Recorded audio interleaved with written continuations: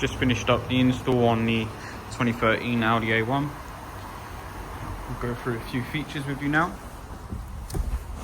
So, in this vehicle, you have two operations in how to control. We have the radio buttons down below, and we also have the scroller on your steering wheel.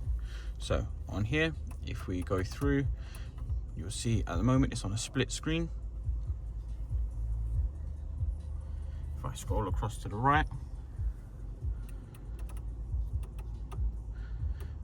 we've got features such as maps. We can search the destination. We can do all of that through here. Same as we can use the return button down here to return to the previous screen. Now, through the scroll on the steering wheel, we can operate. We can go to phone calls. Obviously, we can make a dial out, we can do voicemail, we can do all of that as normal. Hang up, cancel, all through your steering wheel.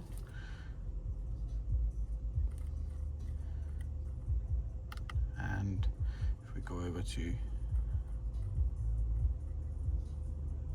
Waze, so here we have Waze. Same rule applies, we can search through there as well. And we also have Spotify for your music.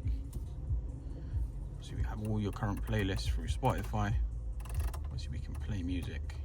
So we can go through what's currently playing here. We can skip tracks all through here. Volume retains on your steering wheel as well from this side. And what we can do as well, to go in and out of this menu, we can press and hold this navigation button for a few seconds. As you will see, it returns to your original. If we press and hold it again, it will bring you back to your CarPlay setting.